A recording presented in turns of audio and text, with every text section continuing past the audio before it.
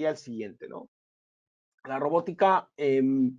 digamos que os voy a contar tres estructuras muy básicas que al final son cómo se estructura el mecanismo o sea, cómo son los robots y cómo toda esta tendencia no es solamente ver los robotijos pequeñitos y las cosas que vemos que son muy monas bueno, que tienen también su... Al final casi todo viene robota, que es en checo quiere decir trabajo pesado, todo viene del mundo de la industria. Al final hemos intentado resolver el gran problema de las limitaciones del ser humano con sistemas que nos permitan hacer cosas que nosotros no podemos, ¿no? Entonces, hay 5 generaciones, manipuladores de aprendizaje, control sensorizado e inteligentes, y la quinta que está todavía en desarrollo y donde hay alguna cosa interesante que todo está basado en IA, es decir, la quinta sería la convergencia digital llevada al extremo en robótica, las propias generaciones hablan por sí solas. Los manipuladores al final son soluciones muy básicas que sirven para manipular y que normalmente suelen estar fijos. El de aprendizaje es aquel que aprende un proceso y lo ejecuta justo después. El sensorizado es que además de la capacidad de manipular, de hacer y de aprender, tiene también una capacidad de sensorizar para, por ejemplo, separar de una forma inteligente pues los elementos que sobran de los elementos que valen o las semillas de las hojas y cosas de ese tipo, ¿no? Los inteligentes son los que ya llevan aplicaciones y llevan algo de inteligencia artificial, pero ya llevan aplicaciones y toman decisiones por sí solas porque se basan en todos los anteriores. O sea, ya no solamente son capaces de hacer cosas, de aprender, sino que también tienen el sistema sensor y además evolucionan en el tiempo y mejoran la eficiencia del sistema. Y el último, como os decía, es el quinto que está llegando y que será todo eso llevado más allá. Os dejo un enlace a las leyes de la robótica de Isaac Asimov que son, digamos, basadas también en las que el propio Parlamento Europeo ha firmado, que son las iniciales. Tipo de robótica en base a su estructura, pues están los antropomórficos y poliarticulados, que son los industriales de toda la vida, que suelen estar fijos, que tienen 6 ejes de movimiento, es decir, pueden moverse casi de cualquier manera para poder pintar un coche para tal, pero normalmente están manipulados o controlados por una computadora que les hace hacer concretamente eso y solo eso, o manipulados por un tercero, como por una persona que tiene una serie de mandos que lo manipulan. Después, los zoomórficos son todos aquellos que tienen forma de animales, que conocéis, bueno, todos los que tienen forma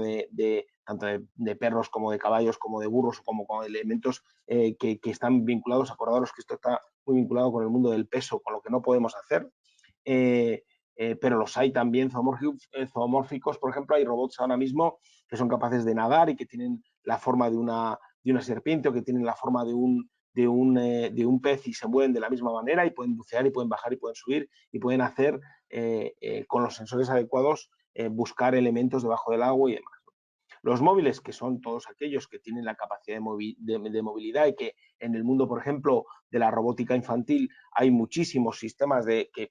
conectas, pues le pones ruedas y al final lo puedes mover, como la solución, por ejemplo, que tiene Lego de robótica, que es muy interesante. Y después están los androides humanoides y los híbridos. Los androides humanoides no hay que hablar de ellos, son evidentemente aquellos que tienen forma de androide o humanoide. Y los híbridos son, por ejemplo, los que tenéis a la derecha, que son una mezcla de todo lo anterior. No se pueden clasificar solamente en ninguno de ellos, sino que tienen muchas cosas de todo lo anterior, ¿no? Y después en base a su uso. Y en base a su uso es donde realmente donde empiezan a estar los conflictos. Yo siempre en base a su uso hablo de este de aquí abajo, que sería el típico, el Pepper, que supongo lo habéis visto. Si no lo habéis visto en directo, es uno de esos robots muy simpático, muy agradable, que normalmente se utiliza mucho en el mundo de la hostelería y de la asistencia de servicio y, bueno, pues tiene su gracia, pero en realidad es un robot bastante básico. Es decir, tú en realidad lo programas con una tablet y lo lanzas, es decir, no tiene ningún tipo de autonomía, él solo no aprende, él solo no sabe, simplemente tiene sensores delante que